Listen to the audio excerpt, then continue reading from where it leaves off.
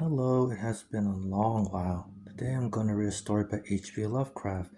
It is called Dagon. It was written in 1917, published in 1919, and he wrote this before he wrote the more famous The Call of Cthulhu. I am writing this under an appreciable mental strain, since by tonight I shall be no more. Penniless and at the end of my supply of the drug, which one makes life endurable, I can bear the torture no longer. I shall cast myself from this grey garret window in the squalid street below. Do not think from my slavery to morphine that I am a weakling or a degenerate. When you have read these hastily scrawled pages, you may guess, though never fully realize, why it is that I must have forgetfulness or death. It was in one of the most openly frequented parts of the broad Pacific that the packet of which I was supercargo fell victim to the German sea raider. The Great War was then in its very beginning, and the ocean forces of the Hun had not completely sunk to the later degradations, so that our vessel was made legitimate prize, whilst we of our crew were treated with all the fairness and consideration due us as naval prisoners. So liberal indeed was the discipline of our captors that 5 days before we were taken I managed to escape alone in a small boat with water and provisions for a good length of time. When I finally found myself adrift and free, I had but little idea of my surroundings. Never a competent navigator, I could only guess vaguely by the sun and stars that I was somewhat south of the equator. Of the longitude I knew nothing, and no island or coastline was in sight. The weather kept fair, and for uncounted days I drifted aimlessly beneath the scorching sun, waiting either for some passing ship or to be cast on the shores of some habitable land.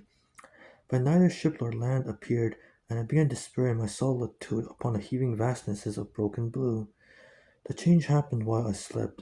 Its details I should never know, for my slumber, though troubled and dream-infested, was continuous.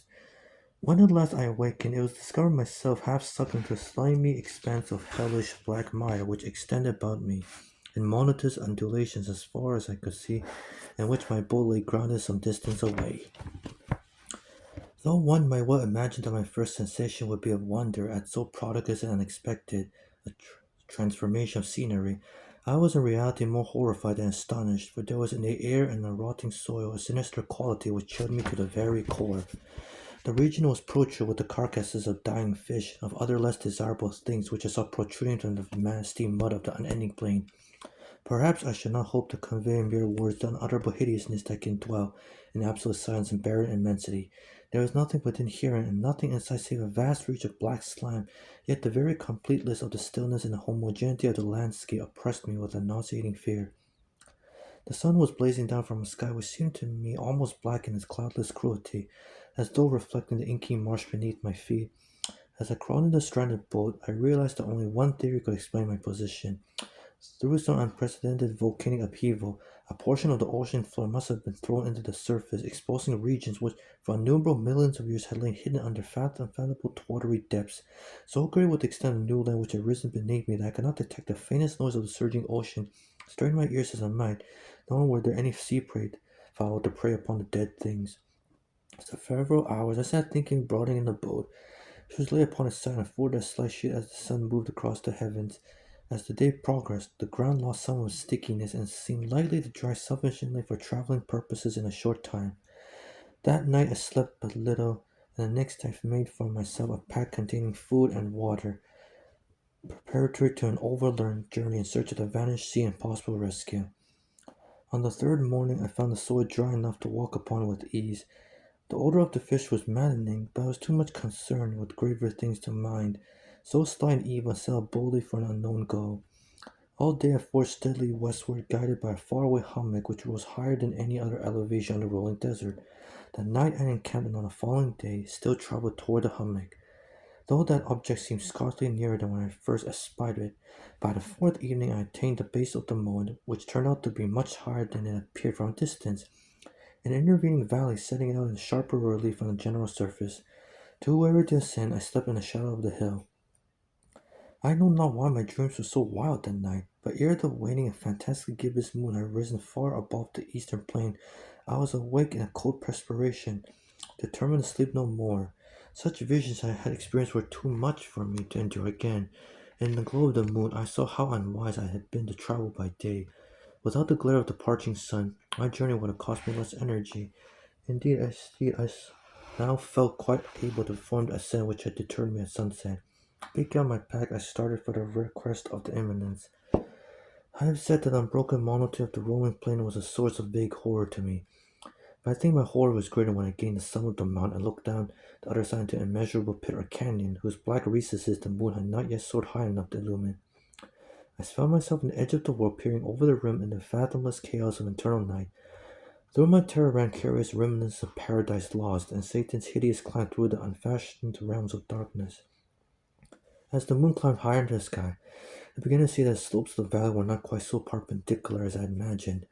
Ledges and outcroppings of rock afforded fairly easy footholds for a descent, but was after a drop of a few hundred feet, the declivity became very gradual.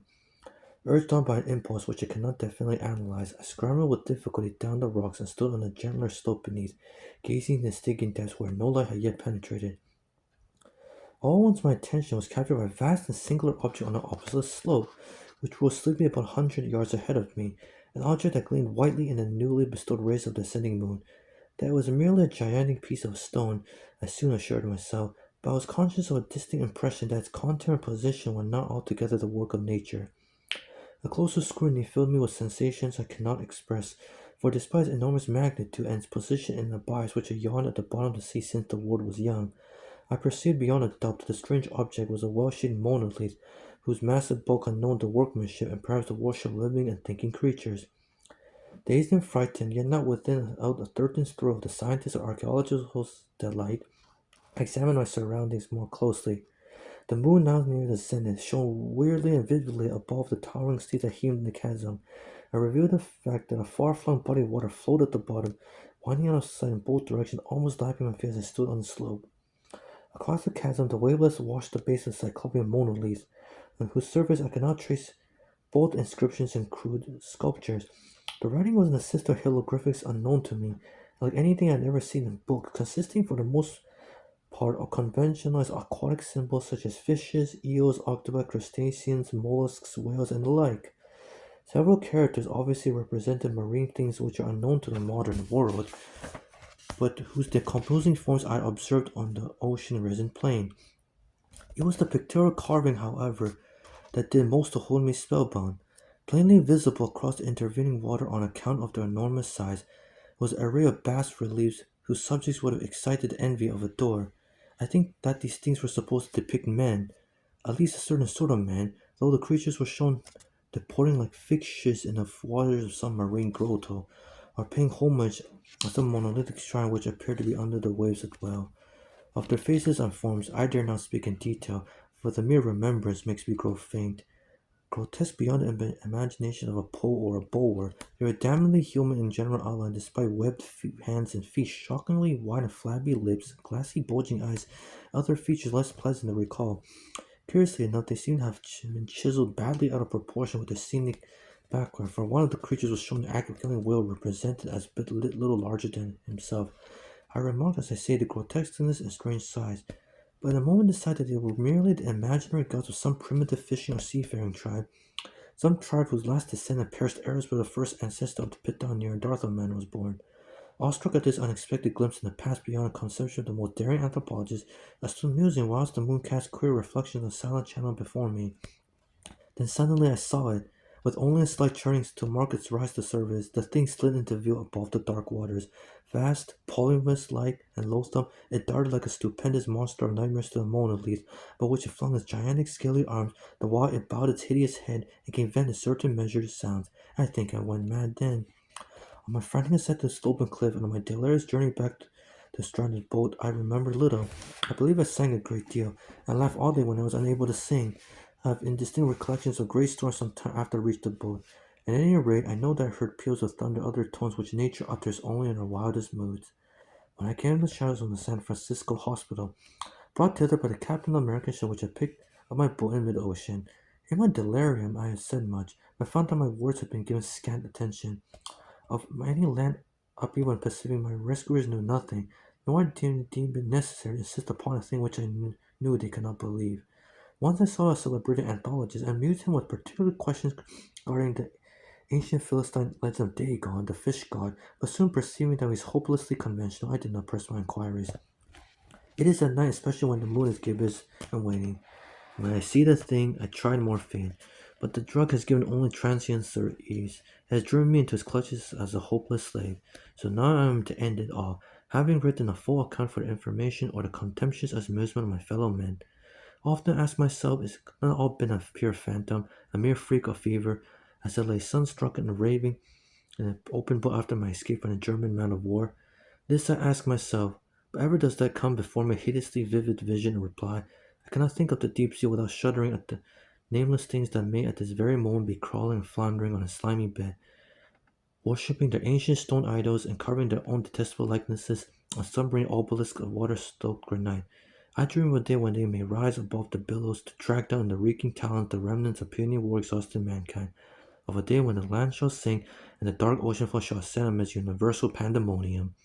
The end is near. I hear a noise at the window, as of some immense slippery body lumbering against it. It shall not find me. God, that hand! The window! The window! And that's pretty much it. Until then, see you then.